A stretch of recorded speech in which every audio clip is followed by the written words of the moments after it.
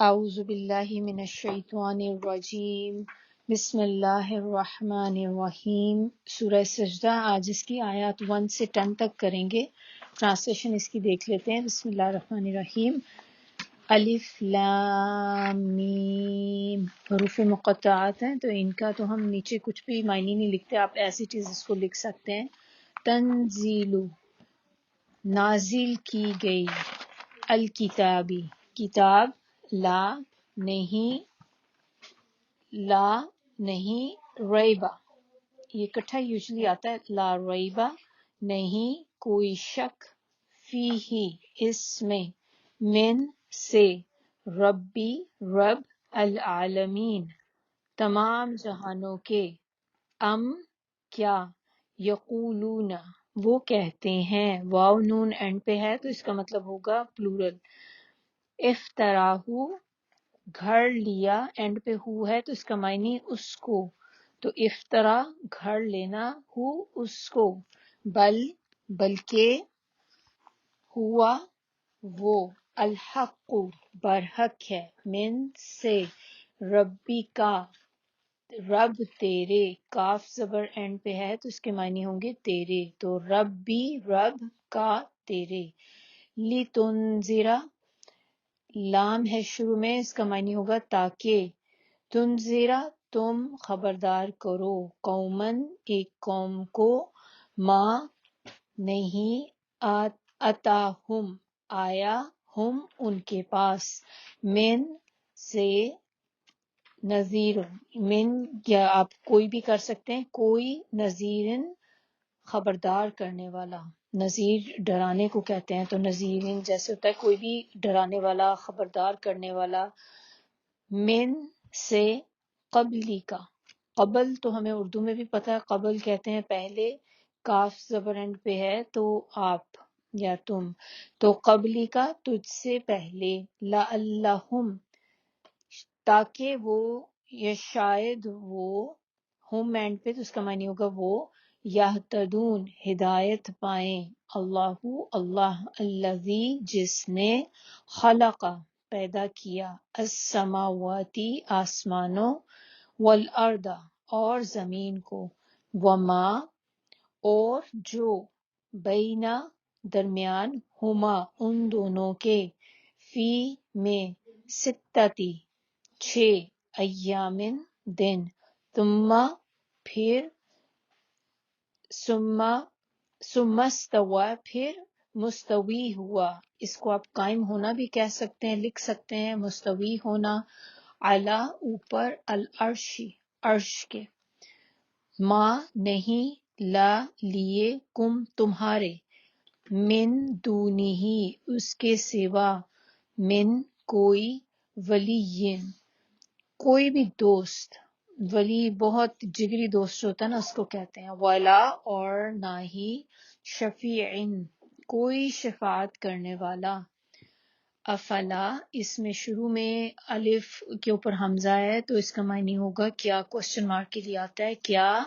فا بھلا، لا نہیں، کیا بھلا نہیں، تتذکرون تم نصیحت پکڑتے، واو نون اینڈ پہ ہے تو یہ بھی پلورل کے لیے ہوگا، یدبرو تدبیر کرتا ہے، الامر تمام کاموں کی، من سے، السمائی آسمان، الی طرف، الارض زمین، ثم پھر، یعرجو رجوع کرے گا، الیہ اس کی طرف، فی میں، یومن دن، کانا ہے، مقدارہ مقدار، اردو میں بھی مقدار جیسے ہم کہتے ہیں وہی مقدار ہے، ہو اس کی، الفا 1000، سنتن برس، سال جو ہوتے ہیں نا، مما اس سے جو، یہ دو سے مل کے بنا ہے، من اور ما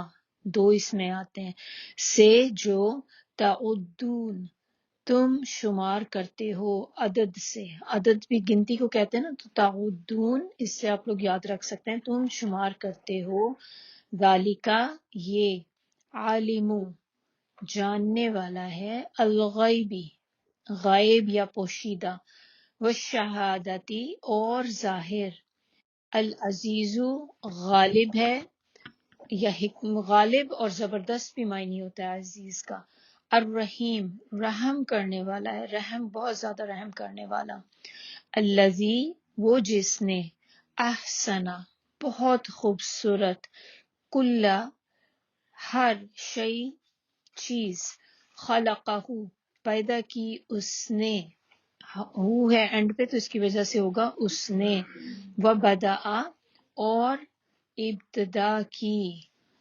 بدا جو ہوتا ہے نا وہ جو سٹارٹ میں بگننگ میں جو چیز ہوتی ہے کسی چیز کو بنانا بالکل بگننگ سے اس کو بدا کہتے ہیں، خلقہ پیدائش، الانسانی انسان کی، من سے تین مٹی، ثم پھر، جعل بنایا، نسلہ اس کی نسل کو، من سے سلالتن، سلالتن کہتے ہیں نچوڑ کو یا خلاصے کو، دونوں ہی آپ لکھ سکتے ہیں، من سے مائن پانی، مہین حقیر، ثم پھر سواہو درست کیا اس کو، ونفخ اور پھونکی، فی ہی اس میں، من سے روح ہی اپنی روح، وجعل اور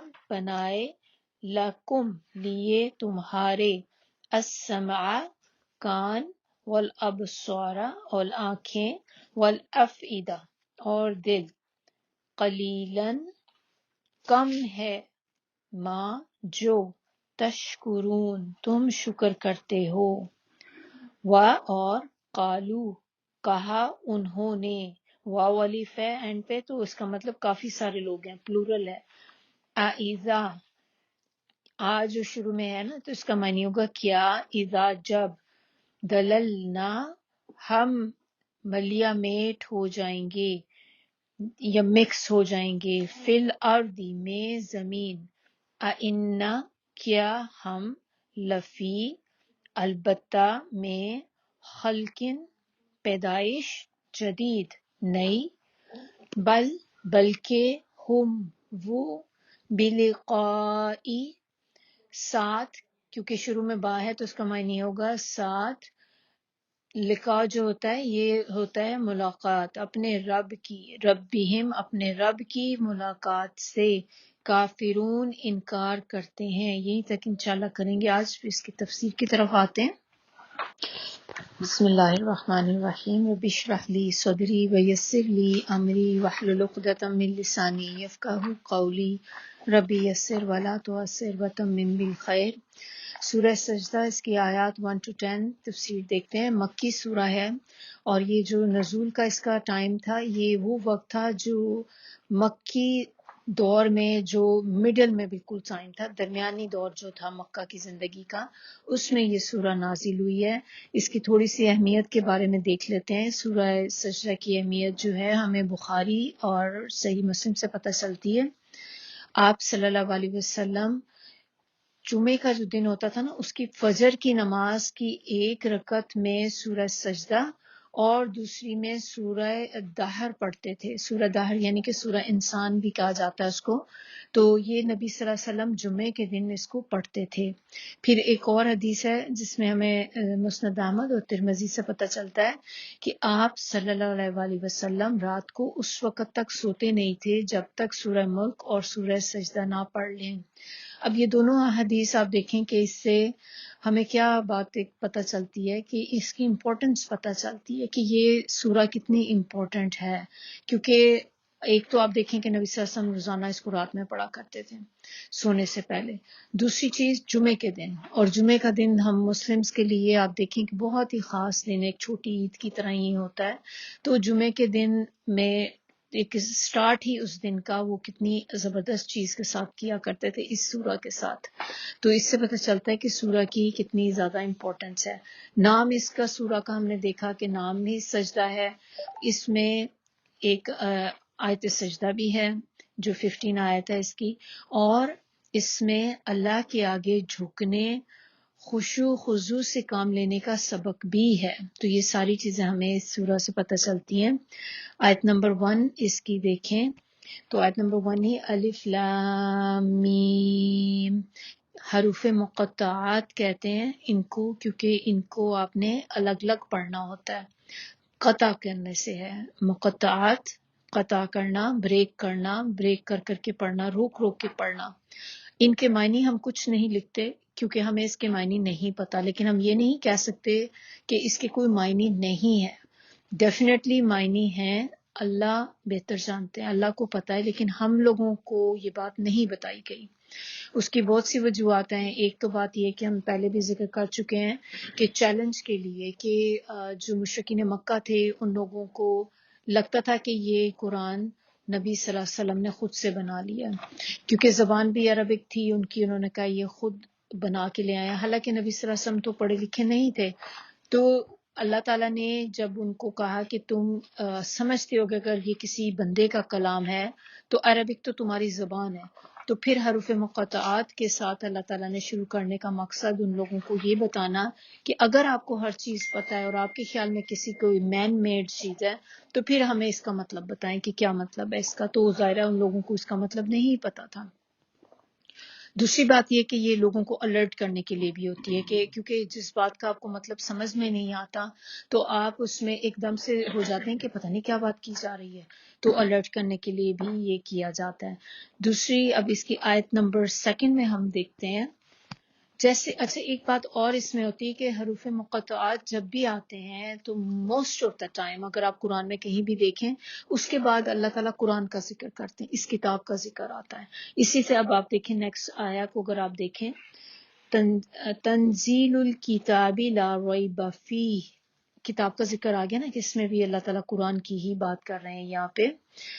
من رب العالمین، تو بتایا یہاں پہ کیا جا رہا ہے کہ نازل کی گئی ہے یہ کتاب جس میں کوئی شک نہیں کہ یہ رب العالمین کی طرف سے ہے، کیونکہ ان لوگوں کا یہی نبی صلی اللہ علیہ وسلم کو بار بار کہنا تھا کہ یہ کتاب آپ نے خود سے بنا لی ہے، یہ اللہ کی طرف سے نہیں ہے. تو یہاں پہ اللہ تعالیٰ نے ان کو ڈائریکٹ یہ بات اب بتا دی کہ آپ جو بات کہہ رہے ہیں یہ بات بالکل غلط ہے، یہ کتاب اس میں کوئی بھی شک نہیں کہ یہ اللہ کی طرف سے نازل ہوئی ہے.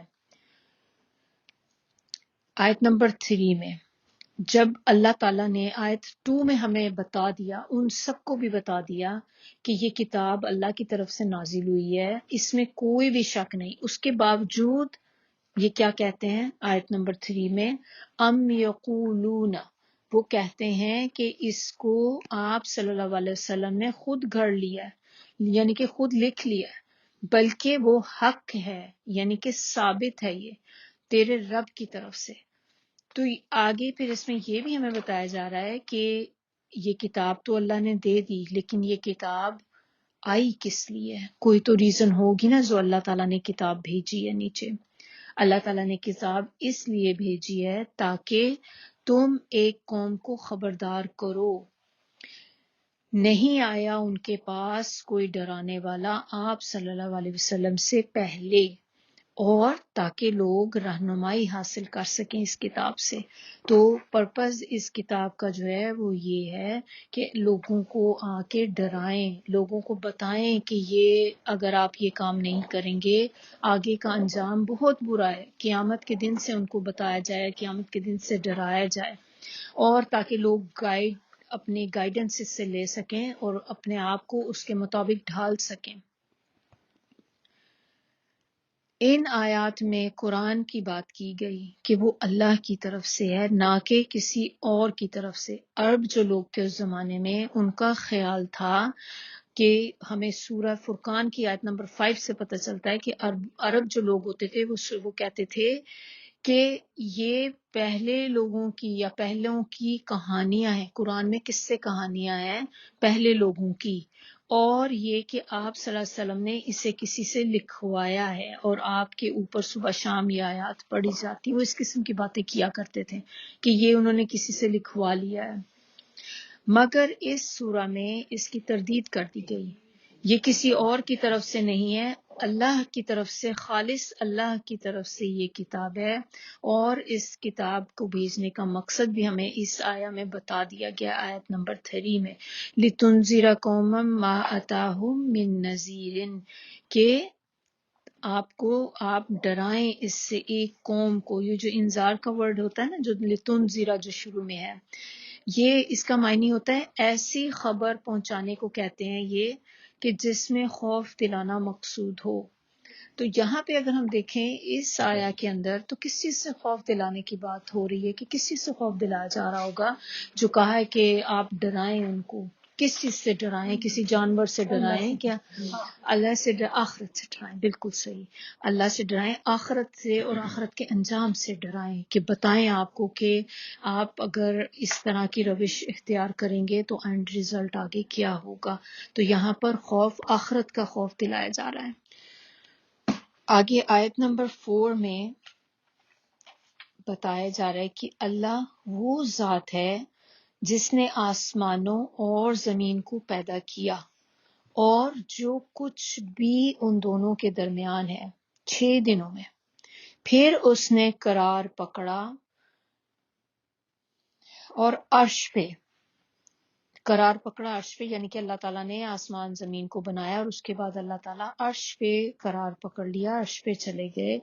نہیں تمہارے لیے اس کے سوا، کس کے سوا؟ یعنی کہ اللہ کے سوا کوئی بھی دوست، کوئی مددگار اور نہ ہی کوئی سفارشی۔ تو یہ بتا کر اللہ تعالیٰ آگے کیا کہہ رہے ہیں کہ کیا تم نصیحت نہیں پکڑتے؟ یعنی کہ ایک تعجب کا جملہ ہے بیسیکلی، کہ کیا تمہیں پھر بھی سمجھ نہیں آتی کہ اللہ تعالیٰ بتائی جا رہے ہیں کھول کھول کے اپنی چیزیں، کہ اس دن کوئی بھی تمہارا مددگار نہیں ہوگا، کوئی آپ کی سفارش کرنے والا نہیں ہوگا، تو کیا پھر بھی آپ کو یہ بات سمجھ نہیں آتی؟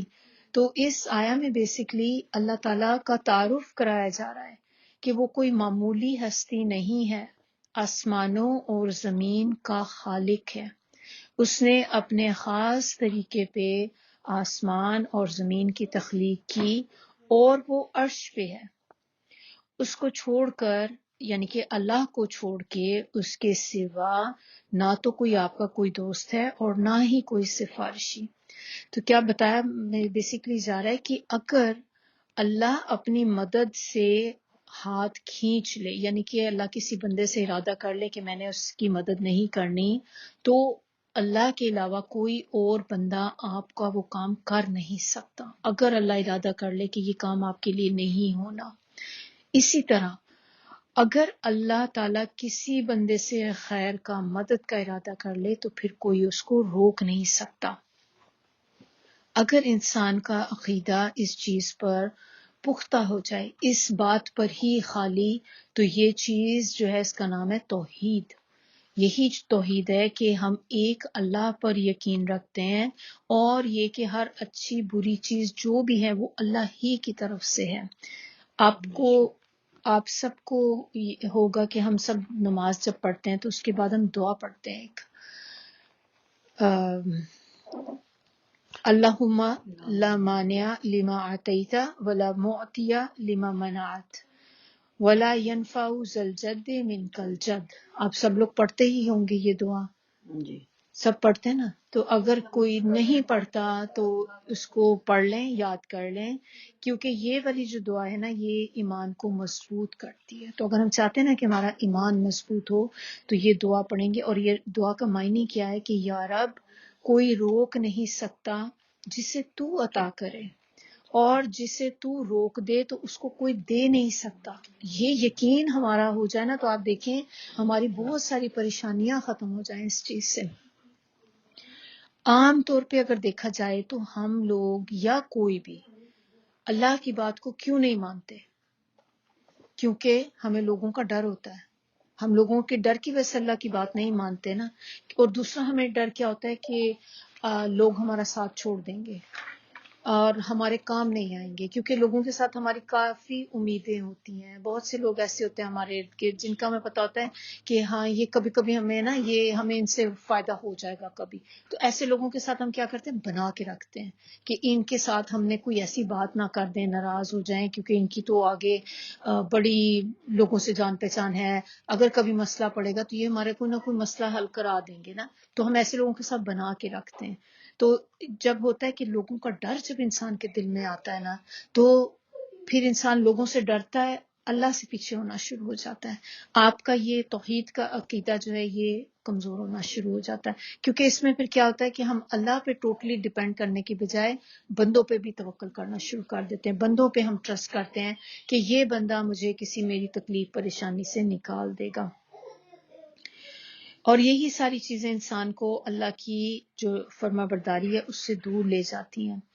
انسان دیکھیں کس کی بات مانتا ہے، جس سے ڈرتا ہے.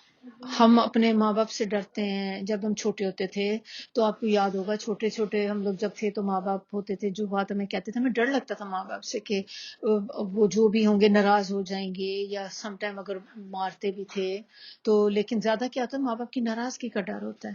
تو آپ کو آتے ہی جیسے ہوتا ہے کہ ابو نے امی نے کوئی کام بولا ہے تو آپ کو ڈر ہوتا تھا کہ اگر ہم نے نہ کیا تو ہماری شامت آ جانی ہے، تو آپ اس ڈر سے کرتے تھے. اس میں ضروری نہیں کہ آپ کے دل میں ان کی محبت بھی ہو. تو انسان جب کسی سے ڈرتا ہے، یا اس کو دو چیزیں ہوتی ہیں، یا آپ کسی سے ڈرتے ہیں یا آپ کو فائدے کی امید ہوتی ہے اس سے کہ اس سے مجھے کبھی زندگی میں کوئی فائدہ ہو جائے گا. تو ایسے لوگوں کے ساتھ آپ ہمیشہ ان کی مانتے ہیں، ان کی باتیں جو ہوتی ہیں نا آپ ریجیکٹ نہیں کرتے. اگر ہم اللہ سے نہیں ڈرتے اور اس پہ بھروسہ نہیں رکھتے تو پھر آپ دیکھیں کہ، اور ہمیں یہ بھی ہوتا ہے ساتھ میں کہ ہمیں اللہ کی طرف سے اگر آپ کو ہو کہ کوئی فائدہ ملنے کی امید ہی نہیں ہے تو پھر ہم اس کی طرف جائیں ہی کیوں. پھر انسان کہتا ہے کہ پھر کیا فائدہ، مطلب مجھے تو کوئی آگے نظر بھی نہیں آ رہی کوئی چیز کہ میں کیوں کروں نا اللہ کا، کہ پتہ نہیں. ہم اپنی کوششیں پوری کر رہے ہوتے ہیں. کیسے آپ اس کی ایک مثال جیسے لے لیں کہ آپ دیکھیں کہ جب کوئی بیمار ہوتا ہے بندہ اور آپ اس کی ہر ممکن آپ نے علاج کرا لیا لیکن آپ کو ٹھیک نہیں ہو رہا بندہ، اب آپ کیا ہوتا ہے، آپ کو پھر کسی سے پتہ چلتا ہے کہ ایک ڈاکٹر ہے اور بس ایک ہی ہے، ایک یا دو ڈاکٹر ایسے ہیں جو اس بیماری کا علاج کرتے ہیں. آپ کی کیا کوشش ہوگی؟ ہماری کوشش ہوگی کہ ہم اپنے مریض کو اس کے پاس لے جائیں، اس سے اپوائنٹمنٹ لیں ڈاکٹر سے، جیسے بھی ہو. اپوائنٹمنٹ نہیں ملتی اس کے پاس تو آپ اپنی سر توڑ کوشش کریں گے بس مل جائے صحیح. کیوں؟ کیونکہ آپ کو فائدے کی امید ہے اس ڈاکٹر سے. آپ کے دل میں یہ یقین ہے کہ وہ اس بیماری کا ماہر ہے، وہ ہمیں شفا دے دے گا، تو آپ ہر ممکن کوشش کریں گے اس کے پاس جانے کی. ایسا یقین آپ کو اللہ پہ ہونا چاہیے کہ اللہ تو ہر بیماری کا علاج ہے اس کے پاس. ہم پھر بھی ادھر ادھر دیکھتے ہیں. یہ بھی بات نہیں ہے کہ اب آپ علاج کرانا چھوڑ دیں. یہ تو میں نے مثال کے طور پہ ایک بات کہی تھی، علاج کرانا از پارٹ آف سننا.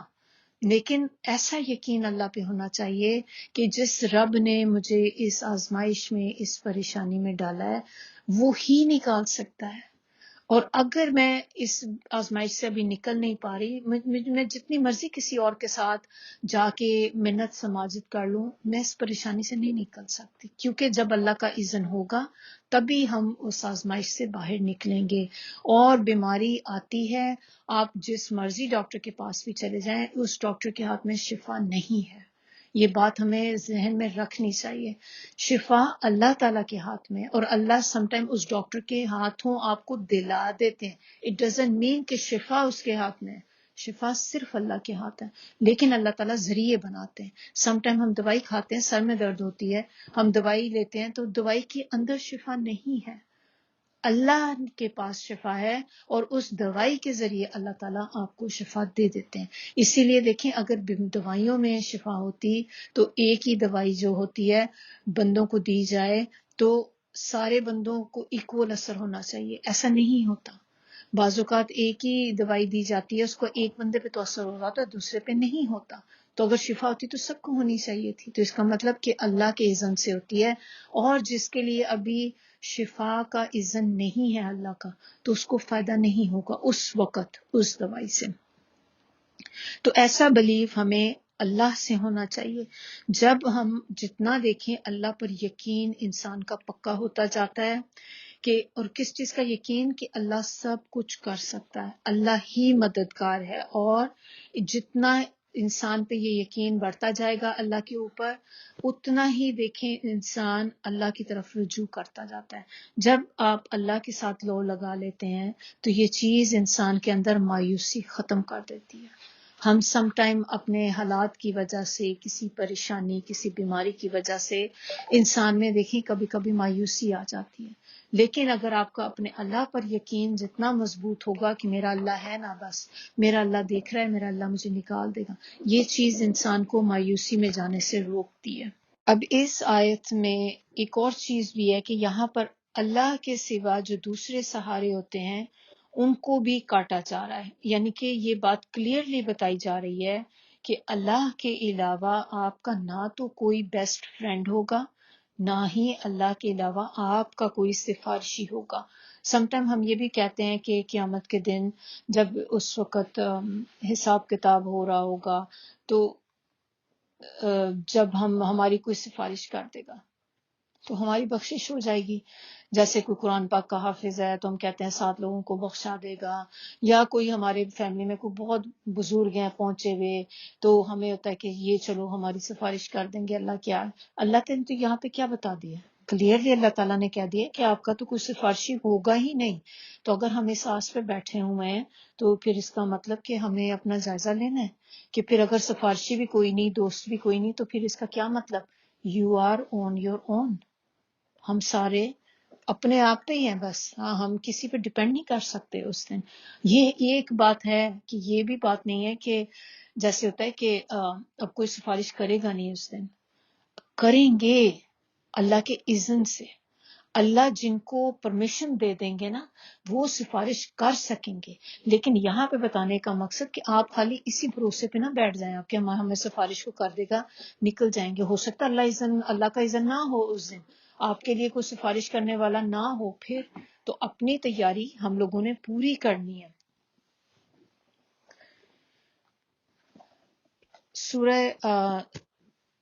سورہ طلاق ہے, اس کی نا آیت نمبر 12 ہے.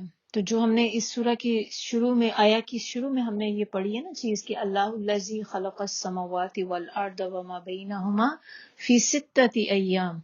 اسی طرح سیم اسی کی طرح کی ملتی جلتی آیت جو ہے نا وہ سورہ طلاق کی آیت 12 بھی ہے کہ اللہ ہی نے 7 آسمان بنائے اور زمین میں سے انہی کے مانند. یعنی کہ یہ بات ایک جگہ نہیں ہے, قرآن میں ملٹیپل جگہوں پہ یہ بات اللہ تعالیٰ نے بتائی کہ اللہ ہی ہے جس نے زمین و آسمان کو پیدا کیا ہے.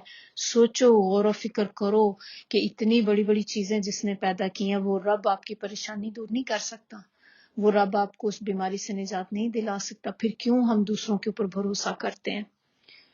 آیت نمبر 5 کے اندر دیکھیں سٹارٹ ہی ہو رہی ہے یدبر الامر. یدبر اردو میں بھی ورڈ ہے تدبیر کرنا, یہ وہی ورڈ ہے بالکل تدبیر, اور اس کا روٹ ورڈ ہے دال با را دبر. دبر اس کو جو ہوتا ہے نا پیٹھ کو بھی کہتے ہیں, کمر ہماری جو پیچھے بیک ہوتی ہے. تو یدبر الامر تدبیر کرتا ہے معاملات کی. یہ کون سے معاملات کی بات ہو رہی ہے؟ دنیاوی معاملات کی بات ہو رہی ہے یہاں پہ. من السماء الی الارض, یعنی کہ اللہ تعالیٰ ہی معاملات کی تدبیر کرتا ہے. اور تدبیر کا ورڈ ہم تھوڑا سا پہلے دیکھ لیں پھر آگے جو آیت کو کمپلیٹ کرتے ہیں. تدبیر کہتے ہیں کسی معاملے کے انجام پہ نظر رکھتے ہوئے اس پہ غور و فکر کرنا. یعنی کہ وہ کہتے ہیں نا دور اندیش بھی کہا جاتا ہے, جیسے ہماری زبان میں کہتے ہیں کہ آپ پہلے سے ہی سوچیں کہ اس کا اینڈ ریزلٹ کیا ہوگا اگر میں یہ کام کرتی ہوں. تو وہ ہے تدبیر کرنا, پلاننگ, انگلش میں ہم اس کو پلاننگ کہتے ہیں. تو کوئی بھی کام شروع کرنے سے پہلے پوری سوچ بچار کرنا یہ تدبیر کے اندر آتا ہے. اس کے فائدے نقصان کا ذہن میں رکھنا. تو اللہ تعالیٰ جو ہیں وہ معاملات کی تدبیر کرتے ہیں. یعنی کہ اللہ نے دنیا ایسے ہی نہیں بنا دی ہوئی کہ ہم سوچیں کہ شاید اللہ تعالیٰ نے بس اللہ کو دل چاہا اللہ نے دنیا بنا دی کہ چلو دنیا بناتا ہوں اس میں لوگ بنا دیتا ہوں. ایسے نہیں. اللہ تعالیٰ نے یہ پوری پلاننگ کے ساتھ کی. جو یہاں پہ ورڈ بولا گیا نا یدبر الامر من السماء، کہ اللہ نے پلاننگ کر کے آسمان زمین کو بنایا ہے. بغیر پلاننگ کے اللہ نے کوئی بھی چیز نہیں بنائی. اور ہم لوگ دیکھیں کہ جب ہم اللہ تعالیٰ نے ایک ایک چیز کو سوچ سمجھ کے بنایا اور انجام کو سامنے رکھ کے کہ اس دنیا میں دیکھیں کوئی بھی چیز بے مقصد اللہ نے پیدا نہیں کی. تو اگر اللہ نے کوئی چیز بے مقصد پیدا نہیں کی تو کیا اللہ انسان کو بے مقصد پیدا کر سکتا ہے؟ ہم لوگوں کی پیدائش جو ہے تو اس میں بھی تو کوئی مقصد ہوگا نا اللہ کا. تو اللہ تعالیٰ نے اور جگہ قرآن میں بتایا کہ اللہ نے انسان کو اور جنوں کو کس لیے پیدا کیا؟ اپنی عبادت کے لیے، کہ اس کی عبادت کریں. اب فرشتوں کو بھی پیدا کیا لیکن فرشتے پری پروگرامڈ ہیں آلریڈی، ان کی کوئی اپنی پرسنل ول نہیں ہے. لیکن انسان کو اور جنوں کو اللہ تعالیٰ نے ایک اختیار دیا ہے. اسی لیے ٹیسٹ بھی جو ہوگا انسانوں کا اور جنات جو ہیں ان کا ٹیسٹ ہوگا.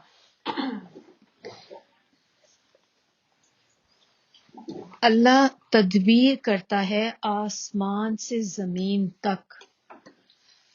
اب اللہ تعالیٰ نے آسمان اور زمین اور اس کے درمیان جو جو کچھ بنایا ہے اللہ تعالیٰ نے اس ہر چیز کی تدبیر کی ہوئی ہے. مثلا کیسے کہ اب دیکھیں کہ اور اللہ کی یہ جو تدبیر ہے نا یہ جزوی نہیں ہے. اٹس ناٹ پارشل کہ تھوڑی سی ہے، تھوڑا سا یہاں سے اللہ نے سوچا باقی چیز ایسی ہی بنا دی. اٹس اے کمپلیٹ مکمل جو تدبیر کہتے ہیں کہ وہ اللہ نے کی ہے. کہ آسمان سے زمین کا فاصلہ ہم نے تو کبھی اندازہ بھی نہیں کہ آسمان سے زمین کا فاصلہ کتنا ہوگا، لیکن اللہ تعالیٰ نے اس کو جسٹ ایسی ہیپ ہیزرڈ نہیں بنا دیا. اللہ نے ایک کیلکولیشن کے ساتھ کہ اتنا یہ ڈسٹینس ہوگا جو باقی چیزیں جو اللہ نے پیدا کی ہیں ان کے لیے فائدہ مند ہوگا. پھر آپ دیکھیں کہ سورج کا زمین سے فاصلہ دیکھیں. اگر سورج زمین سے تھوڑا اور زیادہ قریب آ جاتا تو کیا ہوتا کہ اس زمین پہ کوئی چیز سروائیو نہیں کر سکتی تھی کیونکہ گرمی بہت زیادہ ہو جاتی. اسی طرح اگر دیکھیں سردی کتنی کسی جگہ پہ کرنی ہے، کس جگہ پہ گرمی کتنی کرنی ہے. بارش دیکھ لیں کہ بارش بھی ایسے نہیں ہوتی کہ بس ہو گئی بارش ہو گئی. اللہ تعالیٰ نے ہر چیز کیلکولیٹ کی ہوئی ہے کہ اس ایریے میں بارش ہوگی. اللہ تعالیٰ بادلوں کو حکم دیتے ہیں اور وہ بادل پانی لے کر جاتے ہیں. اور آپ سب سے انٹرسٹنگ بات آپ دیکھیں کہ ہماری کیلیفورنیا اسٹیٹ اور یہاں پہ ڈراؤٹ ہے نا، ڈراؤٹ چل رہا ہے کتنی دیر سے اب، اور اس کے ساتھ ہی آپ دیکھیں بادل کہاں سے پانی لے کے جاتے ہیں؟ سمندروں سے لے کے جاتے ہیں نا. وہ لے کر آپ کی اسٹیٹ کے اوپر سے اڑ کے جا رہے ہیں لیکن وہاں نہیں برسا رہے جہاں ڈراؤٹ ہے. آگے جائیں گے اور کسی اسٹیٹ میں جا کے فلڈنگ شروع ہو جائے گی. کیونکہ ایسی تو نہیں ہو رہی کہ وہ بس انہیں ایک ٹاسک ملا ہے، انہوں نے پانی اٹھایا جا کے جہاں ان کا دل کیا بادلوں کا انہوں نے ڈمپ کر دیا. نہیں، وہ ادھر ہی جا کے ڈراپ کرتے ہیں جہاں اللہ انہیں کہتے ہیں، اور وہ اتنے ہی قطرے ڈراپ کرتے ہیں جتنے اللہ حکم دیتے ہیں، اس سے زیادہ نہیں، کم نہیں کر سکتے. اور ہمیں دیکھیں پانی کھولتے ہیں ٹیپ واٹر، ہمیں کتنا پتہ چلتا ہے کتنا پانی ہم نے ضائع کیا. وضو کرتے وقت بھی آپ دیکھیں ہمیں نہیں پتہ چلتا، جبکہ اللہ کو ایک ایک قطرے کی خبر ہوتی ہے کہ ایک ایک قطرہ جو اس وقت نکلا کہاں گیا، کہاں کتنا ہماری سکن پہ لگا، کون سا زمین میں مکس ہوا جا کے. اللہ کو سب چیزوں کی خبر ہے.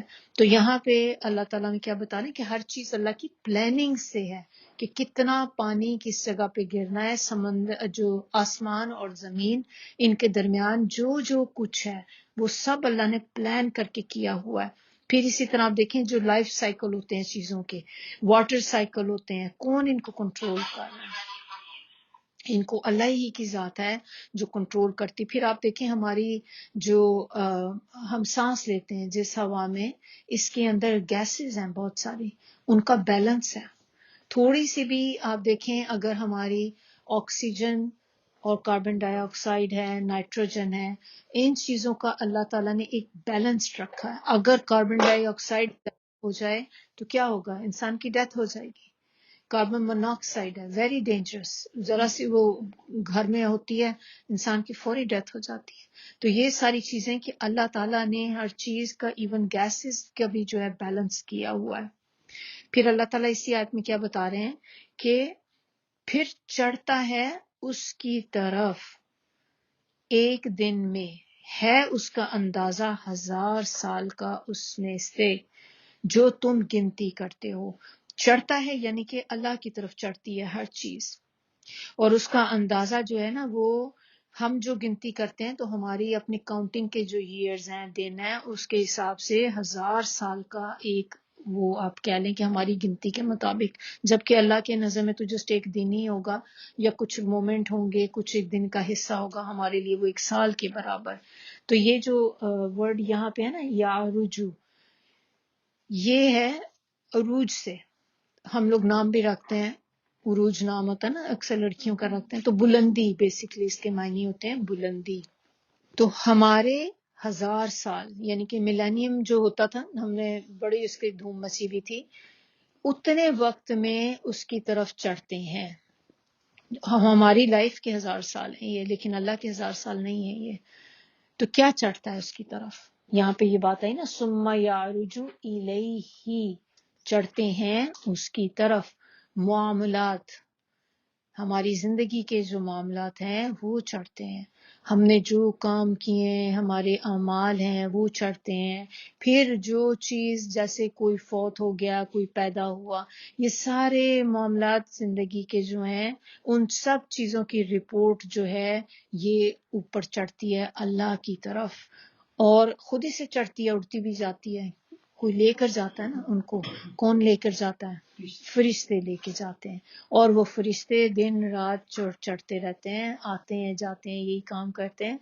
और ये आपको पता है दिनों में भी वो कौन से 2 दिन है जिसमें कहते हैं, नबी सल्लल्लाहु अलैहि वसल्लम कहते थे कि अमाल हमारे अल्लाह के पास पेश होते हैं, पीर का दिन, जुमेरात का दिन। और इसीलिए नबी सल्लल्लाहु अलैहि वसल्लम इन 2 दिनों में रोजा रखा करते थे कि मुझे अच्छा लगता है कि जब मेरे अमाल ऊपर जाए तो मैं रोजे की हालत में हूँ उस वक्त। तो ये 2 दिन जो होते हैं ना, ये इस वजह से हैं कि इस दिन अल्लाह ताला हमारे जो अमाल हैं वो ऊपर जाते हैं। फिर इंसानों की गिनती में जो काम आप देखें कि 1000 सालों में होता है, वो फरिश्ते हर रोज करते रहते हैं। यानी कि मतलब इससे क्या पता चलता है कि वो इतनी तेजी से करते हैं। ये सिर्फ बात जो है ना, एक हमें अंदाजा देने के लिए बताई गई है, वरना असल क्या है वो अल्लाह ही बेहतर जानते हैं कि कितना उनका टाइम होता होगा। लेकिन जैसे होता है ना, एक कंपैरिजन के लिए आपको बताया गया कि हमें अंदाजा हो जाए कि फरिश्ते कितनी तेजी से काम करते हैं, कि हमारी जिंदगी के 1000 साल और उनके लिए वो काम दिन में एक मल्टीपल टाइम वो कर चुके होते हैं। अच्छा, आपको पता है कि ये जो हमने भी बात की थी कि अमाल जो हमारे ऊपर जाते हैं, कुछ लोग ऐसे होते हैं कि उनके, या कुछ काम ऐसे होते हैं जिसकी वजह से हमारे अमाल जो होते हैं ना, ये ऊपर नहीं पहुंचते, ये हवा में मुअल्लक रहते हैं। अगर किसी को हो इसका अंदाजा कि क्या चीज होती है, अगर आपकी किसी के साथ लड़ाई हुई भी है, नाराजगी चल रही है, चाहे आपके घर में, बाहर कहीं, तो मुसलमान दूसरे मुसलमान से 3 दिन से ज्यादा नाराज नहीं रह सकता। 3 दिन के बाद आपको सुलह करनी है। अगर आप नहीं करते, जब तक आप लड़े रहते हैं, आपके अमाल सब जो है वो ऊपर हवा में ही रहेंगे, वो ऊपर अल्लाह तक पे नहीं जा सकते। तो हमें इस चीज में बहुत एहतियात करनी है। अव्वल तो ऐसी चीजों को अवॉइड करना चाहिए कि किसी के साथ बंदे का दिल खराब हो, नाराजगी हो। अगर इनकेस हो भी गई है तो सुलह सफाई कर लें। आगे होके खुद अगर माफी मांग लेंगे आप उससे, तो उसमें जो बंदा माफी मांगता है अल्लाह उसकी इज्जत बढ़ाते हैं बहुत ज्यादा। तो ये है कि हमने कोशिश करनी है कि ऐसी चीजें ना करें कि जिससे हमारे अमाल भी लटके ही रहे ऊपर। तो हमने आइंदा इंशाल्लाह ऐसी कोई भी चीज नहीं करनी। अच्छा, ये यहाँ पे मैंने आपको बोला कि ये जो है सुम्मा यारुजु इलैही, के लेकर चढ़ते हैं उसकी तरफ। यहाँ पे मलाइका तो नहीं लिखा हुआ, فرشتے نہیں لکھا ہوا نا یہاں پہ کہ فرشتے لے کے چڑھتے ہیں، لیکن میں نے آپ کو یہ بات بولی کہ وہ اوپر چڑھتے ہیں یعنی کہ فرشتے لے کر جاتے ہیں، تو وہ یہاں سے تو ہمیں نہیں پتہ چل رہا، لیکن آپ کو میں نے ایک دفعہ یہ بھی بات بتائی تھی کہ قرآن کی تفسیر قرآن ہی سے ہوتی ہے، تفسیر کی اس کی آپ ڈفرینٹ چیزوں سے تفسیر کرتے ہیں، تو ایک تو تفسیر وہ ہوتی جو قرآن کی، قرآن خود کرتا ہے تفسیر، ایک جگہ اللہ تعالیٰ نے ایک بات بتائی وہی بات دوسری جگہ بتا کے تو اس کا آنسر ہمیں مل جاتا ہے، پھر دوسری چیز ہمیں نبی صلی اللہ علیہ وسلم سے پتہ چلی تفسیر۔ تو اس کی جو فرشتوں والی بات میں نے آپ کو بتائی، سورہ معارج اس کی آیت نمبر 4، اس میں اللہ تعالیٰ بتاتے ہیں کہ تعرج الملائکۃ والروح الیہ، فرشتے اور روح، ہم نے پڑھا تھا نا سورہ قدر میں، تو کیا میں نے بتایا تھا، ہم نے روح کا دیکھا تھا جبرائیل علیہ السلام، کہ فرشتے اور جبرائیل علیہ السلام اس کی طرف چڑھتے ہیں ایک دن میں جس کی مقدار 1000 سال کے برابر ہے۔ تو اس سے ہمیں پتہ چلا کہ اچھا یہ چیزیں لے کر جو چڑھتے ہیں فرشتے لے کے چڑھتے ہیں اوپر، تو اسی لیے یہاں پہ بتایا نہیں گیا، لیکن اٹس انڈرسٹوڈ کہ فرشتے جو ہیں وہ لے کر اعمال جو ہیں وہ سارے معاملات جو ہوتے ہیں وہ لے کر چلتے ہیں۔ اچھا اور بات اس میں ایک بات یہ کہ یہ معاملات جو وہ لے کر جاتے ہیں یہ اعمال ہیں ہمارے، خالی اعمال ہی نہیں ہے کہ بس یہ عمل آپ نے کیا، یہ چیزیں آپ نے کر دی، یہ ہو گیا، وہ لے کے اٹھ کے، اس کے ساتھ ساتھ ہماری نیتیں بھی، کس انٹینشن سے ہم نے وہ عمل کیا تھا وہ بھی چیزیں ساتھ میں اس کے ایڈ ہوں گی۔ اگر بندہ اتنی باریکی میں سوچنا شروع کر دے تو آپ دیکھیں کہ ہم تو کچھ کرنے والے بھی نہ رہیں کوئی چیز، تو اس میں بتانا یہ جو بتایا کہ اس کے ساتھ انسان کی نیتیں، انسان کا اخلاص، اس کی انٹینشن، یہ سب چیزیں ساتھ اٹھیں گی اور یہ ساری چیزیں ایک ساتھ اللہ کے ہاں رپورٹ ہوتی ہیں پھر جا کے اوپر۔ نیکسٹ آیت جو آیت نمبر 6 ہے اس میں بتایا جا رہا ہے، وعلیکم السلام ورحمۃ اللہ وبرکاتہ، ذالکا عالم الغیب والشہادۃ العزیز الرحیم، یہ ہے غائب کا جاننے والا اور ظاہر کا، یعنی کہ کون؟ اللہ ہیں جو غائب اور حاضر کا جاننے والے ہیں، اور وہ زبردست اور رحیم ہے۔ ہمارے لیے کوئی چیز دیکھیں اگر ظاہر ہے تو بہت سی چیزیں پوشیدہ ہیں ہمارے لیے، ہماری ویژن لمیٹڈ ہے، اگر ہمیں ایک چیز نظر آ رہی ہے تو ہمیں دوسری نہیں نظر آتی۔ ابھی ہم دیکھیں اس وقت ہم یہاں پہ بیٹھے ہیں، ہمیں اس روم کے اندر جو چیزیں وہ تو نظر آ رہی ہیں، لیکن اگر میں آپ سے کہوں کہ وہ اس روم میں کیا ہو رہا ہے، ساتھ والے روم میں، آپ بتا سکتے ہیں کہ کیا ہو رہا ہے؟ اس روم میں کیا چیز پڑی ہوئی ہے، اس میں کتنے لوگ بیٹھے ہیں، لوگ کیا کر رہے ہیں، ہمیں کچھ نہیں پتا۔ تو ہمارا نالج ویری لمیٹڈ۔ انسان کو کچھ چیزیں غائب کی پتہ ہیں، میجورٹی ہمیں نہیں پتا، ہمیں صرف وہی چیز پتا ہے جو ہمیں نظر آ رہی ہوتی ہے، لیکن اللہ وہ ذات ہے کہ جس کو آپ کے اس روم کی بھی پتہ ہے، اس روم کی بھی پتہ ہے۔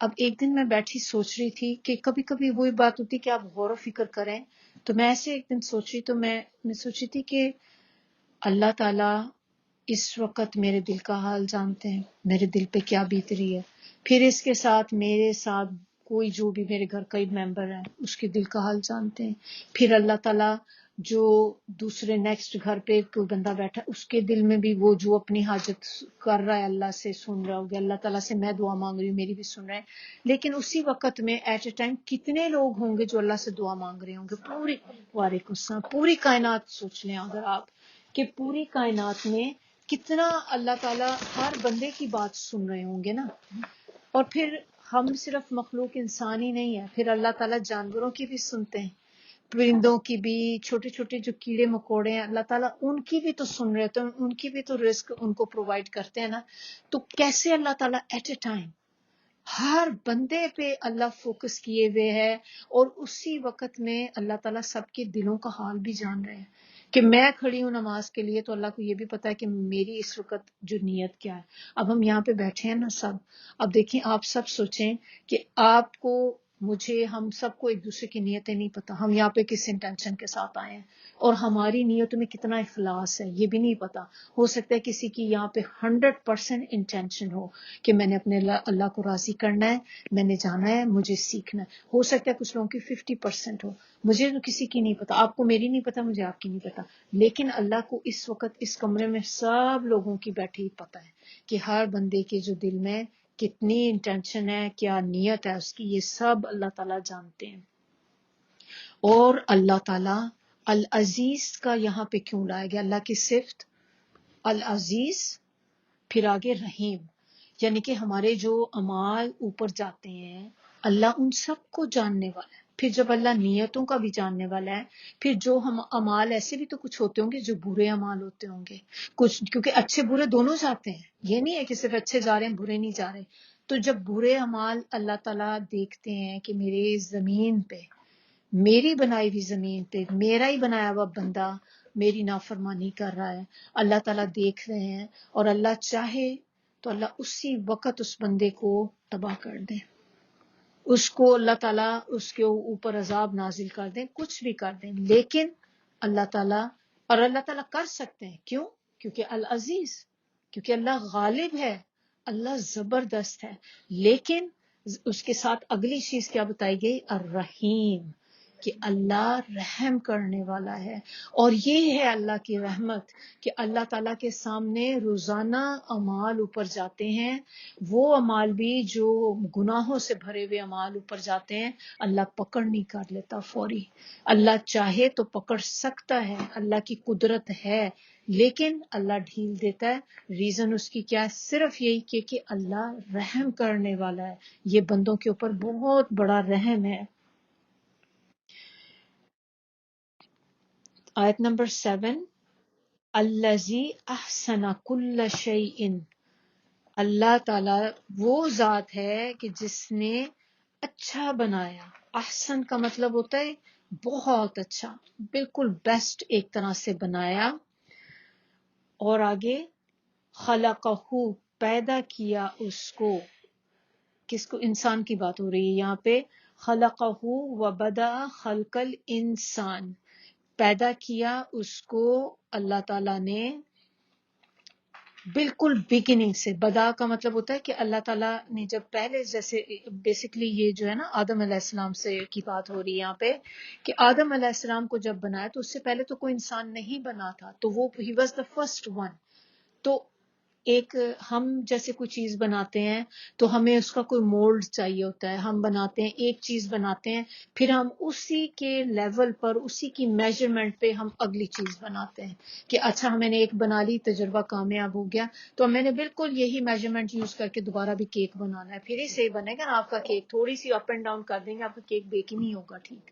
تو یو نیڈ دیٹ تھنگ. تو اللہ تعالیٰ نے انسان کو بگننگ سے، سٹارٹ سے بالکل جب بنایا، اور پھر آگے اللہ تعالیٰ کہتے ہیں کہ کس چیز سے اللہ تعالیٰ نے انسان کو بنایا؟ من تین، مٹی سے بنایا انسان کو، مٹی اور گارے سے انسان کو بنایا.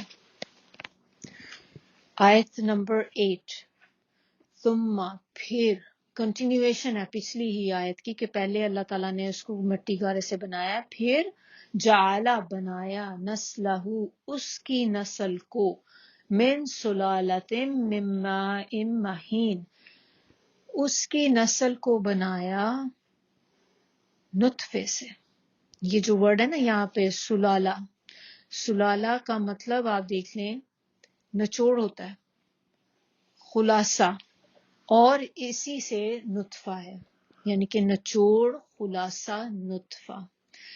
اور سلالہ ایک حقیر چیز کو بھی کہتے ہیں کیونکہ اسی کی اللہ تعالیٰ نے ہمیں خود ہی آگے بتا دیا ہے، سلالتن یعنی کہ ایک نطفہ، من ماء مہین، پانی، حقیر پانی سے. حقیر پانی یعنی کہ پانی آپ وہ دیکھیں کہ جس سے نطفہ بنتا ہے حقیر ہی ہوتا ہے نا. اور نطفے کو جب بھی یہ بولا گیا سلالہ، تو میں نے آپ کو بتایا کہ اس کا معنی ہے نچوڑ، خلاصہ، کنکلوژن. تو یہ کیسے ہوا کیسے ہمیں تو نچوڑ پھر کیسے معنی اس کا ہوتا ہے؟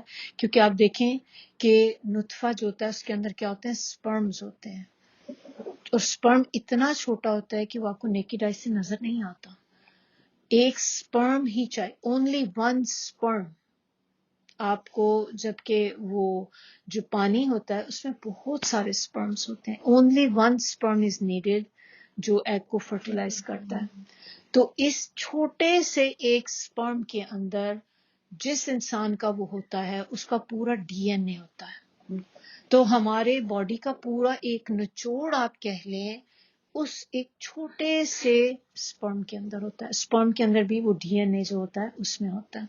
اب جب بچہ پیدا ہوتا ہے تو کیوں بچے کی جو شکل ہوتی ہے ماں سے یا باپ سے ملتی ہے؟ پھر کبھی آپ دیکھیں نانی دادی سے بھی کہتے ہیں کہ مشابت ہوتی ہے، کلر، آئی کلر ہمارے ملتے ہیں، بالوں کے کلر ملتے ہیں. کہاں سے یہ انفارمیشن آ جاتی بچے میں؟ اب ایسا تو نہیں ہوتا ہمارا بچہ ہے، ہم براؤن سکن ہے، بچہ ہمارا جو ہے وہ بالکل کالا یا گورا پیدا ہوا ہے، ہماری سکن آئیز کلر ہمارے بلیک ہیں، لیکن بچے ہمارے جو ہیں وہ آگے گرین آئیز، بلو آئیز ہوئی ہوئی ہیں. نہیں، ایسے نہیں ہوتا. آپ کے یا تو فیملی میں پیچھے چلو کوئی آپ نانی دادی میں سے کوئی ہوتا ہے تو کلر آ جاتا ہے، لیکن آپ کی زیادہ تر فیچرز آپ کے بچے کے جو ہیں وہ ماں باپ سے ہی آ رہے ہوتے ہیں. تو یہ چیز یہ ہے نچوڑ کہ اس ایک چھوٹے سے سپرم کے اندر ڈاٹ کے برابر جو ہوتا ہے اللہ نے پوری انفارمیشن اس میں پلان کی ہوئی ہے، پوری پروگرام کی ہوئی ہے اس کے اندر. تو اس سے ہے کہ نچوڑ جو اس کا ہے انسان، اور انسان کی ساری پلاننگ جو ہے وہ اس سلالہ میں ہوتی ہے کہ وہ سپرم ہی ڈٹرمن کرتا ہے، اس سپرم سے ہی پتہ چلتا ہے، ایگ اور سپرم سے، کہ وہ بچے کے فیچرز کیسے ہوں گے، کس طرح کا ہوگا. پھر اگلی آیت میں دیکھیں 9 ثم سواہ ونفخ فیہ من روحہ، کہ اس کو ٹھیک ٹھیک بنایا. سواہو جو ہے نا اس کا مطلب ہوتا ہے کسی چیز کو بلندی اور پستی میں برابر کر دینا، یعنی کہ اس کی اپ اینڈ ڈاؤن بالکل ایکول کر دینا، اس کو سموتھ کر دینا کسی چیز کو، تو برابر کر دینا. یہ معنی ہوتا ہے سواہو کا کہ اللہ تعالیٰ نے پھر اس کو برابر کر دیا اور اس میں اپنی روح سے پھونکا. اب یہ برابر کرنا جو ہے، اب ہم تو بات کر رہے ہیں انسان کی، اور انسان کو کیسے اللہ نے برابر کر دیا؟ تو دیکھیں سموتھ کر دیا. اگر کبھی آپ کو موقع ملا ہو، کبھی لائبریریز وغیرہ میں آپ گئے ہوں، تو ویسے تو ہمیں نظر آتی ہیں آن لائن ہر چیز ہوتی، لیکن آن لائن آپ کو وہ چیز پتہ نہیں چلتی. اگر آپ نے کبھی لائیو لائبریری میں کہیں اسکیلیٹل پڑا دیکھا ہو، بونز ہوتی ہیں نا انسانی ہڈیاں، تو کبھی آپ دیکھیں تو وہ جو اسکیلیٹل جوڑ کے رکھا ہوا ہوتا ہے تو وہ کیا ہوتا ہے؟ وہ ہڈیاں ہیں، آپ اس کو ہاتھ لگائیں وہ ہڈیاں آپ کو سموتھ لگیں گی؟ وہ ہڈی نکلی ہوئی ادھر سے نکلی ہوئی ادھر، ایک خوفناک سی پکچر ہوتی ہے وہ. اللہ نے اگر اسی طرح انسان ڈھانچے ہی چل پھر رہے ہوتے چاروں طرف تو کیسا لگ رہا ہوتا؟ اللہ نے کیا کیا؟ ہڈیوں کے اوپر گوشت چڑھایا، گوشت کے اوپر سکن چڑھائی. اب آپ دیکھیں کہ اب آپ ہاتھ لگائیں اپنی، آپ کو کوئی ہڈی باہر نکلی ہوئی نظر آتی ہے کہ ایک شارپ سی چیز باہر نکلی ہوئی ہے، ادھر سے کان کی ہڈی نکلی ہوئی ہے، ادھر سے آپ کے جو شولڈر باہر نکل رہے ہیں؟ نہیں، every thing is so smooth and balanced, perfect. تو اللہ تعالیٰ نے جو بتایا نا سواہ کا یا مطلب یہاں پہ کہ یہ ایسے اللہ تعالیٰ نے انسان کو بیلنس کر دیا ہے. اگر سکن ہی نہ اللہ تعالیٰ اوپر لگاتے تو خالی گوشت بھی، کبھی آپ نے پکچر دیکھی ہو جو انیٹمی کی پکچرز بک ہوتی ہیں اس میں خالی گوشت بھی انسان کے اوپر کتنا عجیب سا خوفناک سی وہ پکچر لگتی ہے دیکھنے میں بھی. تو اللہ نے سکن اوپر ڈال کے انسان کو خوبصورت بنا دیا، سکن سموتھ بالکل، اور آپ کے اس سے یہ کہ پروٹیکشن بھی ہوتی ہے ہمارے جسم کی. پھر اللہ تعالیٰ نے یہاں پہ آگے بول دیا کہ اپنی روح، اس پہ اللہ نے اپنی روح سے پھونکا. تو اب کیا مطلب کہ اللہ نے اپنی روح بندے میں ڈال دی؟ یہ مطلب تو نہیں ہے اس کا. مطلب ہم اس کو بائی ورڈ نہیں لیں گے اس طرح سے. مطلب اللہ تعالیٰ کا یہاں پہ کہنے کا ہے کہ انسان کی تعظیم کے لیے، عزت کے لیے اللہ نے یہ ورڈ بولا ہے. کیونکہ دیکھیں جب ہم کسی چیز کو اپنے ساتھ ایسوسیٹ کرتے ہیں تو وہ چیز کی ایک رسپیکٹ بڑھ جاتی ہے. جیسے کہ آپ کے ہسبینڈ اگر کہیں بیٹھ ہوں تو وہ کہیں یہ میری بیوی ہے، دس از مائی وائف. تو آپ کو دل میں ایک آتی ہے نا کہ ہاں ایک پوسیشن اس کی کہ میں آئی بیلونگ ٹو ہم، اور میرا ہسبینڈ اتنے فخر سے مجھے کہتا ہے آپ کی دوست بیسٹ فرینڈ، آپ اسے بڑا اچھا جانتی، وہ باہر آپ کو انٹروڈیوس کرائے کسی سے کہہ کے کہ میری بیسٹ فرینڈ ہے، تو آپ کی عزت پڑتی ہے نا اس طرح سے. تو اللہ تعالیٰ نے انسان کو اپنے ساتھ جوڑ کے ایسوسیٹ کر کے انسان کی عزت میں اضافہ کیا. یہ انسان کی عزت اور تعظیم کی خاطر اللہ نے کہا کہ اپنی روح سے اس کو اللہ تعالیٰ نے پھونکا. پھر یہاں سوچنے کی اب بات ہے کہ انسان چاہیے کہ انسان سوچے اللہ کی قدرت اور اللہ کی عظمت کو، کہ تھوڑا سا اب جو ہم پڑھ چکے ہیں پچھلی فیو آیات میں، اب آپ سوچیں کہ اللہ کتنا بڑا ہے اور ہم کہاں سے بنے ہیں. اللہ تعالیٰ نے ہمیں بتایا کہ مٹی سے بنا. مٹی سے کون بنے؟ آدم علیہ السلام بنے. پھر اس کے بعد آگے نسل چلائی آدم علیہ السلام کی، کس سے؟ سلالہ سے. وہ نطفے سے، آدم علیہ السلام نطفے سے نہیں بنے، آدم علیہ السلام مٹی سے بنے. اس کے بعد جو نسل ساری جو وجود میں آئی وہ نطفے سے آئی. تو اب اللہ تعالیٰ نے یہ بھی بتا دیا کہ نطفہ ایک حقیر پانی ہے، یعنی کہ ایک گندا پانی ہے، حقیر ہے، کہ جس کو دیکھ کے کراہت آتی ہے.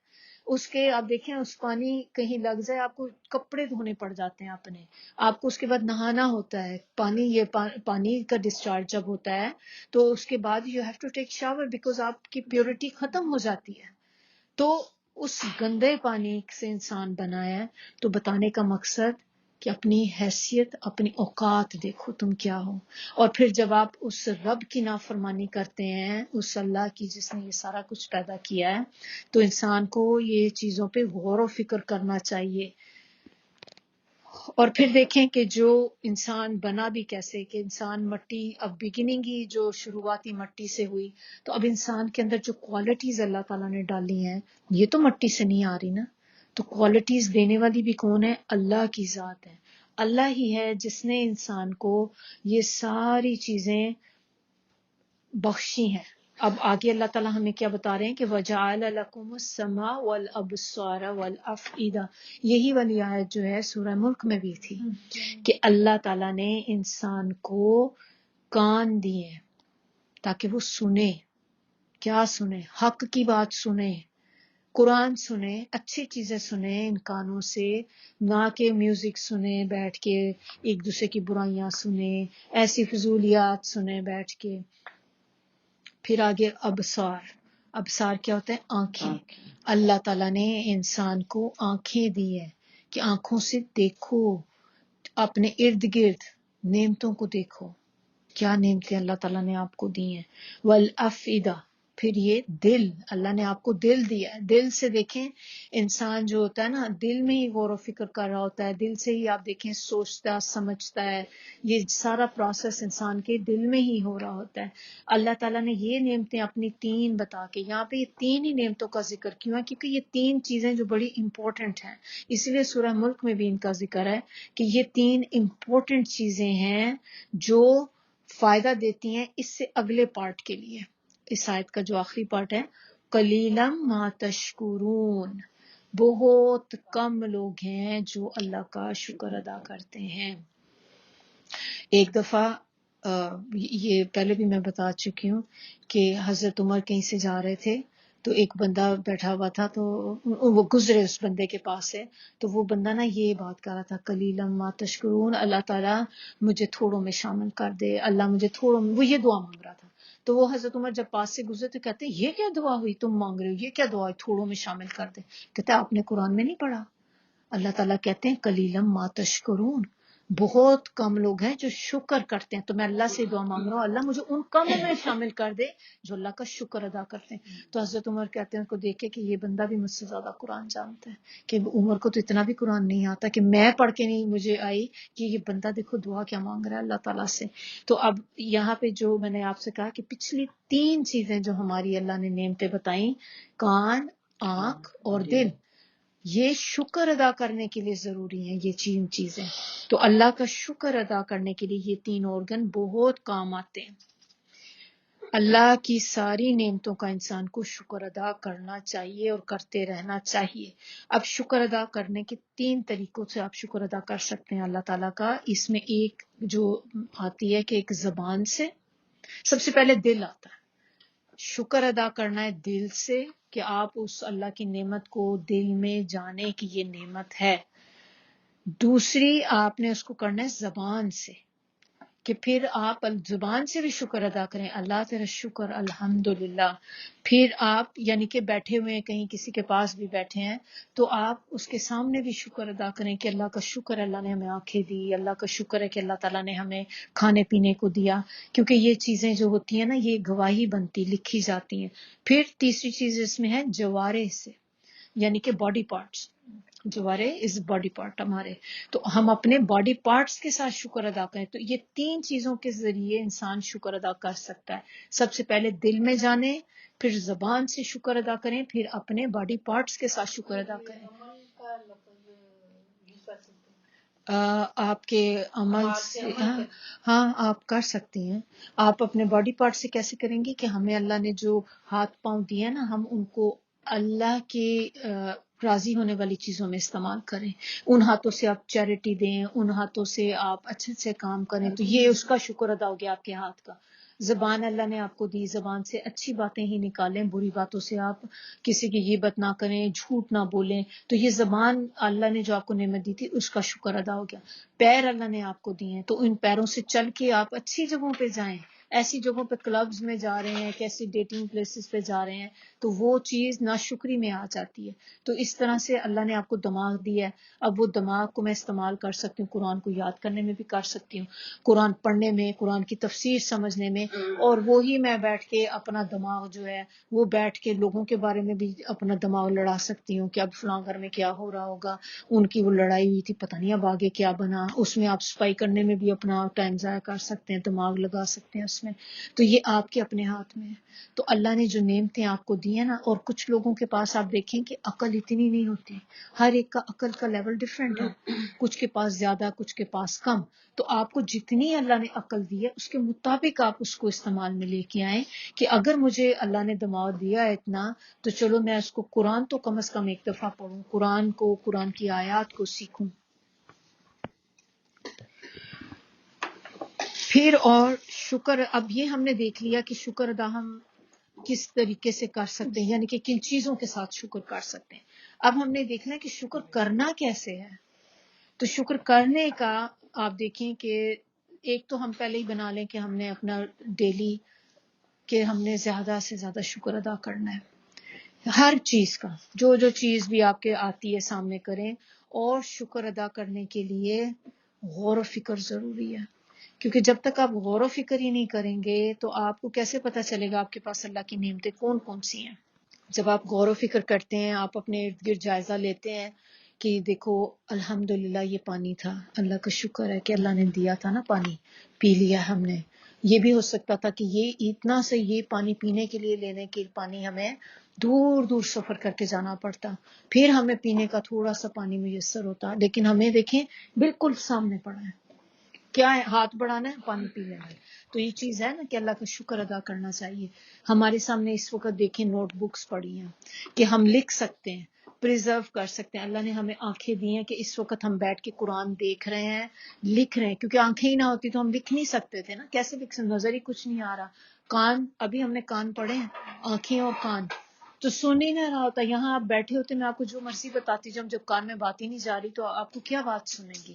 اب اسی طرح آنکھیں، کیونکہ آنکھوں سے ہم لکھتے ہیں، دیکھتے ہیں، قرآن پڑھتے ہیں، کتنی خوبصورت چیز ہے جو ہم پڑھتے ہیں۔ دل میں ہم غور و فکر کرتے ہیں، دل میں سوچتے ہیں بیٹھ کے کہ ہاں میں اللہ کی یہ کتنی بڑی نعمت ہے، دیکھو اللہ نے کیسے کیسے باہر پودے بنائے ہیں، اتنے بڑے درخت ہیں، بادل کیسے چل رہے ہیں، پھر میرے پاس اللہ کا شکر ہے کہ بارش ہونے والی ہے لیکن میرے پاس چھت ہے، ہم اندر جا سکتے ہیں۔ بہت سے لوگ ہوم لیس ہیں، ان کے پاس تو کوئی جگہ ہی نہیں جانے کے لیے، ہمارے پاس گاڑی ہے۔ جس چیز کو استعمال کریں اسی چیز کو اس وقت ذہن میں لائیں کہ اگر یہ نہ ہوتی میرے پاس اس وقت تو میری لائف کیسی ہوتی، خود بخود شکر نکلے گا آپ کی زبان سے۔ پھر آپ اپنے اندر یہ صلاحیت پیدا کریں کہ اللہ نے جو چیزیں ہمیں دی ہیں ان کو جاننا شروع کریں کہ یہ اللہ نے مجھے دیکھو کیا کیا نعمتیں دی ہیں، بجائے اس کے کہ ہم جو چیز نہیں ملی اس کے بارے میں سوچیں۔ ہماری ٹینڈنسی کیا ہوتی ہے کہ ہم ایک چیز جو نہیں ملتی نا وہ ساری چیزوں پہ حاوی ہو جاتی ہے۔ اور اگر آپ کو کبھی ایسی فیلنگ آئے تو ہم بہت دفعہ اس پہ بھی بات کر چکے ہیں کہ آپ اپنے لسٹ بنائیں ان چیزوں کی جو نہیں ملی اور ان چیزوں کی جو ملی ہیں، اینڈ آئی ایم شیور کہ جو لسٹ آپ کی ہوگی کہ جو چیزیں اللہ نے آپ کو دی ہیں وہ بہت زیادہ ہوں گی اس سے کہ جو ملی نہیں ملی، جو وہ جسٹ فیو ہوتی ہیں، بہت کم، اور ہم انہی کے پیچھے جو ملی ہوئی ہے نا ان کو بھی ضائع کر دیتے ہیں۔ کیسے ضائع کرتے ہیں کہ جب ہم شکر نہیں کرتے نا تو اللہ تعالیٰ کہتے ہیں میں چھین لیتا ہوں، وہ نعمت لے لیتا ہوں جب آپ شکر ادا نہیں کرتے، اور ونس اللہ تعالیٰ نعمت چھین لیں وہ چھینی ہوئی نعمت واپس نہیں ملتی پھر دوبارہ۔ تو یہ بہت ہی کیئرفل ہونے کی ضرورت ہے کہ اگر آپ چاہتے ہیں جو نعمتیں اللہ نے آپ کو دی ہیں تو پھر ان کا شکر ادا کریں، بار بار کریں۔ اللہ نے رزق دیا ہے، شکر ادا کریں، اللہ تیرا شکر ہے کہ آپ نے مجھے یہ رزق دیا ہے۔ ہو سکتا ہے کہ اللہ نہ کرے اللہ ناراض ہو گیا کسی وقت تو اس نے رزق بند کر دیا، کون ہے جو رزق دے گا؟ کوئی بھی نہیں دے سکتا۔ پھر آپ اپنے اندر آپ دیکھیں کہ نعمتوں کے ہمارے سامنے ڈھیر لگے پڑے ہیں، باڈی میں دیکھیں، ارد گرد دیکھیں، ہمارے جسم میں کتنی چیزیں اللہ تعالیٰ نے ہمیں ایسی دی ہیں کہ جو ہمارے شکر کرنے کے ہیں کہ ہمیں ان کو کرنا چاہیے، اور ہمارے ارد گرد ہر چیز لکھنے پہ آئیں، آپ کی بکس بھر جائیں آپ کی، وہ ختم نہ ہوں۔ پھر ہم نے اپنی چیزوں پہ نظر رکھنی ہے، نعمتوں کو گننا شروع کر دیں۔ پھر آپ دیکھیں بعض اوقات کیا ہوتا ہے کہ ہم اللہ کا شکر ادا چلیں کر بھی لیتے ہیں، لیکن جب ہم پہ کوئی آزمائش تکلیف آتی پھر ہم کیا کرتے، پھر ہم اللہ پہ سم ٹائم گرے شکوے شروع ہو جاتے ہیں۔ اس وقت ہمیں یہ بات یاد رکھنی چاہیے کہ کبھی کبھی ہم پہ کوئی آزمائش آتی ہے اور ہمیں پتہ نہیں ہوتا کہ وہ آزمائش جو آئی ہے وہ آپ کو اس سے بھی کسی بڑی آزمائش سے بچانے کے لیے آئی تھی جو ہمیں نہیں نظر آ رہی ہوتی۔ ہمیں صرف وہ چھوٹی آزمائش نظر آتی ہے، ہمیں وہ چھوٹی بیماری نظر آتی ہے، چھوٹی تکلیف نظر آتی ہے، لیکن سم ٹائم وہ آپ کو اللہ تعالیٰ چھوٹی تکلیف دے کے کسی بڑی چیز سے بچا لیتے ہیں، اور آپ کو یہ نہیں پتا کہ انڈائریکٹلی اللہ تعالیٰ نے آپ کے ساتھ کتنی بڑی ایک فیور کی ہے۔ تو اگر ہم یہ بات سوچنے لگ جائیں تو ہم جب تکلیف کوئی بھی آئے گی، کوئی آزمائش آئے گی تو اس میں آپ خود شکر ادا کریں گے کہ نہیں مجھے نہیں پتا، ہو سکتا ہے اللہ نے مجھے کسی بڑی چیز سے بچا لیا ہو۔ تو نبی صلی اللہ علیہ وسلم کا طریقہ کیا تھا کہ وہ ہر حال میں شکر ادا کیا کرتے تھے۔ کوئی چیزیں ان کے ساتھ جب ایسی ہوتی تھیں جو ان کی ایک مرضی کے مطابق نہیں ہوتی تھیں، یا کوئی چیزیں جو ان کو تکلیف دیتی تھیں، اس وقت بھی وہ اللہ کا شکر ادا کیا کرتے تھے، اور وہ کیا کہا کرتے تھے، الحمدللہ علی کل حال، اللہ تعالیٰ ہر حال میں تیرا شکر تجھ اس حال میں بھی رکھے۔ اور جب ہم خوش ہوتے ہیں، ہمیں پسند کی چیز ملتی ہے، پھر تو ہم کہتے ہیں نا الحمدللہ الحمدللہ، لیکن جب آپ کو کوئی آزمائش تکلیف بھی پہنچے تو آپ کہیں الحمدللہ علی کل حال۔ زبان سے بھی شکر ادا کریں، جیسے اپنے دوستوں کا، اپنے ماں باپ کا، رشتہ داروں کا، اپنے ہسبینڈ کا، بچوں کا، کیونکہ سم ٹائم ہم کیا کرتے ہیں، ہم اپنے ایکشن سے تو کرتے ہیں لیکن ہم زبان سے کنجوسی کرتے ہیں، کیونکہ اس میں شاید ہمیں ایک یہ بھی ہوتا ہے کہ شرم آتی ہے، یا ہمیں یہ بھی ایک ہوتا ہے بچوں کا شکر ادا کیسے کریں، بچوں کو جا کے تھینک یو بولیں، تھوڑی سی اپنی بھی ایگو بھی آتی ہے اندر، کیسے ان کو کہیں۔ پھر ہسبینڈ کا بھی ہم خاص طور پہ اس بیچارے کا تو بالکل ہی نہیں کر رہے ہوتے ہیں، حالانکہ وہ ہمارے لیے اتنی سر توڑ کوششیں کر رہے ہوتے ہیں ہر چیز کی۔ کتنی دفعہ ہم شکر ادا، کبھی ہم لیسن پڑھ کے چلے جاتے ہیں نا تو پمپڈ ہوتے ہیں، اس دن گھر جا کے کر دیتے ہیں، پھر ہم بھول جاتے ہیں، پھر ہم وہ بیچارے کو، اس کو ہوتا ہوگا کہ اچھی زیادہ کلاسیں ہوں، پھر اس دن آ کے میری بیوی خوش آتی گھر میں۔ اسی طرح ماں باپ کے ساتھ بھی ہم بڑی کنجوسی کرتے ہیں کہ ہم اپنے ماں باپ کو، ہم سب کو شکر ادا کر دیں گے، ماں باپ کے ساتھ نہیں کرتے ہیں، بہت کم۔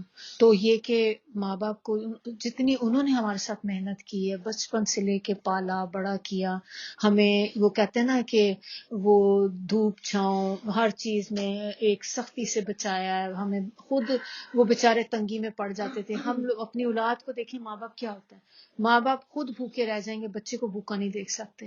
آپ خود تو کہیں گے چلو میں اپنا ایک پھٹا ہوا جوتا بھی پہن لوں، پھٹے کپڑے بھی پہن لوں، بچے کو آپ نہیں برداشت کر سکتے کہ آپ کا بچہ ذرا سی بھی سختی میں جائے تو ماں باپ کا شکر ادا کرنا، اور جب آپ یہ شکر ادا کرتے ہیں تو آپ رب کا شکر ادا کر رہے ہوتے ہیں۔ پھر ہر چیز میں آپ نے نا اچھا پہلو سوچے کہ دیکھیں جو بھی کچھ ہوا ہے نا، یہ اس میں میری کوئی بہتری ہوئی ہے مجھے نظر نہیں آ رہی اس وقت، لیکن میں کون جاننے والی، میرے رب جس نے مجھے پیدا کیا ہے وہ کبھی میرا نقصان تو نہیں کرے گا، جس نے مجھے پیدا کیا ہے وہی نہ جانے۔ سورہ ملک میں یہی ہے نا کہ جس نے پیدا کیا وہی نہیں جانتا، تو وہ رب ہی تو جانتا ہے آپ کو، جس نے آپ کو پیدا کیا ہے۔ تو وہ آپ کا، ہم جتنا مرضی دیکھیں اپنی اولاد آپ کے آگے بدتمیزی کرے، کچھ بھی کرے، آپ کبھی بھی وہی اولاد آگے ہو کے کوئی کام ایسا کرنے لگے کہ آپ کو پتا ہوگا کہ اس میں نقصان ہی نقصان، آپ اس کو نہیں کرنے دیں گے۔ آپ کا بچہ ہے، وہ کہے میں نے آگ کو ہاتھ لگانا ہے، چھوٹا بچہ، میں نے جان، کیونکہ بچوں کو یہ جو لائٹس کتنی اچھی لگتی ہیں، فائر اچھی لگتی ہے، اب بچہ جائے گا ہاتھ لگانے کے لیے، آپ ماں اس کو جا کے جلدی سے ہاتھ پکڑ لے گی، اب بچہ اس وقت پھر بھی کرے گا مجھے لگانا ہے، اور ماں اس کو پیچھے کرے گی، لیکن کیوں؟ اور بچے کو اس وقت لگ رہی ہوگی میری دشمن ہے سب سے بڑی، یہ تو مجھے ٹچ نہیں کرنے دے رہی، ماں کو پتا ہے۔ اب وہ بچہ روئے چیخے مارے، آپ کا دل نرم ہو جائے گا کہ چلو کوئی بات نہیں، چلو اب اتنا بچہ ضد کر رہا ہے دے دوں اس کو، بچہ پکڑ لو، آگ پکڑ لو، آپ کبھی بھی نہیں ہاتھ لگانے دیں گے۔ اللہ کیسے کر سکتا ہے آپ کے ساتھ؟ آپ ایک چیز مانگ رہے ہیں اور اللہ کو پتا ہے کہ میں نے یہ چیز اس کو دے دی، اس کا بہت بڑا نقصان ہو جانا ہے، اللہ تعالیٰ آپ کو چیز کبھی نہیں دیں گے۔ اللہ تعالیٰ میں بھی سبسٹیٹیوٹ آپ کو دے دیں، اللہ اس کو کچھ آپ کا اجر آخرت میں دے دیں، لیکن اللہ وہ چیز آپ کو نہیں دے سکتے۔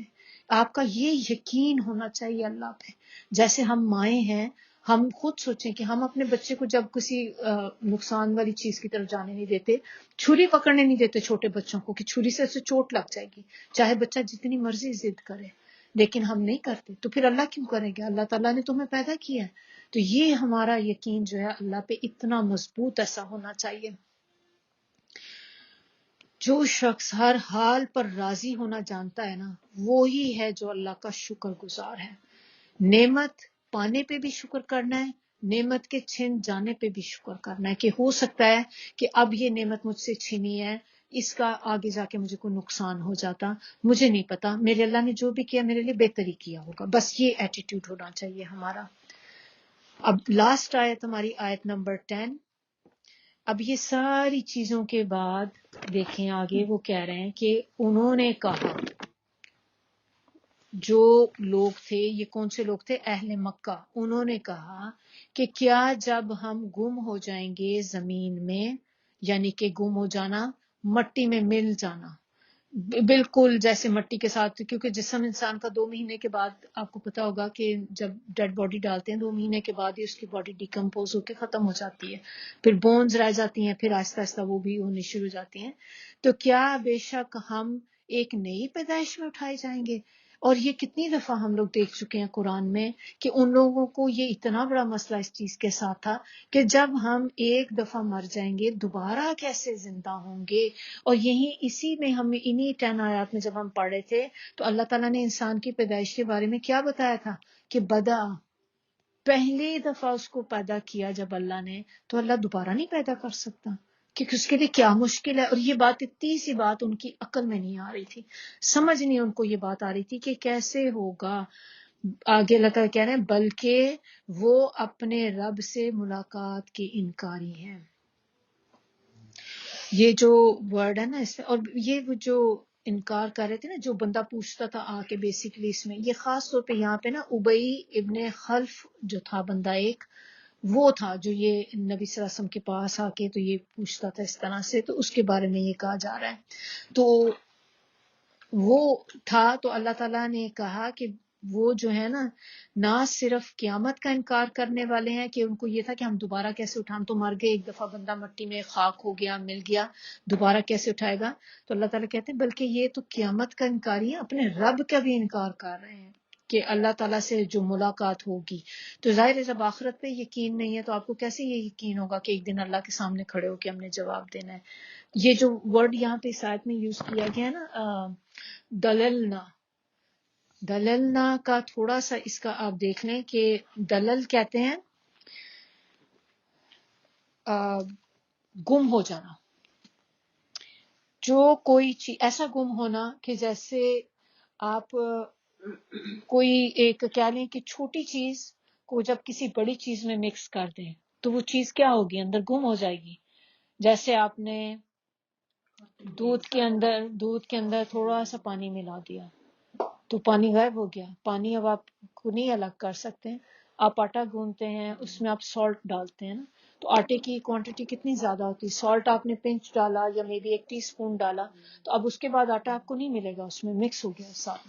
تو اس طرح کا جو ہوتا ہے نا یہ وہ یعنی کہ گم ہو جانا، کہ وہ چیز اس کے اندر جا کے بالکل مکس ہو گئی اس حد تک کہ اس کا اثر اور نام و نشان کچھ بھی باقی نہ رہے.